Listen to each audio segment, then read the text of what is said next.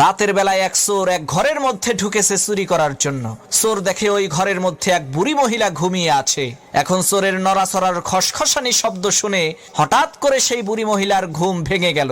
চোর কয়, সর্বনাশ, ধরা বুঝি পড়েই গেলাম, এখন কি করি? এমন সময় সেই বুড়ি মহিলা সেই চোরকে বলল, বাবা, তোমাকে তো দেখে মনে হচ্ছে তুমি খুবই সম্ভ্রান্ত পরিবারের সন্তান, মনে হয় বড় কোনো বিপদে পড়ে এই চুরির পেশাকেই বেছে নিয়েছো।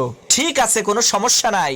এই যে দেখো, আলমারির ৩ নম্বর বাক্সের মধ্যে ৫ ভরি স্বর্ণ আর ৭০,০০০ টাকা আছে, এগুলো তুমি নিয়ে যাও। আমি বাঁচবই আর কয়দিন, এত টাকা পয়সা দিয়ে আমি করবোটা কি? আর বাবা, তুমি যাওয়ার আগে আমার কাছে এসে একটু বসো।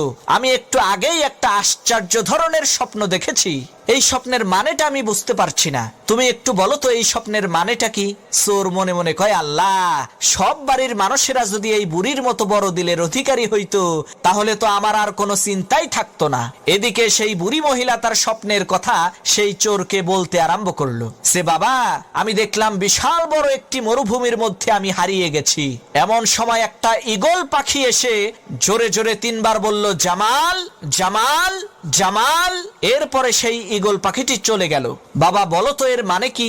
চোর মনে মনে চিন্তা করতে লাগলো, এই স্বপ্নের মানেটা কি হতে পারে? ইতিমধ্যে পাশের রুম থেকে সেই বুড়ি মহিলার একেবারে টকবগে জোয়ান ছেলে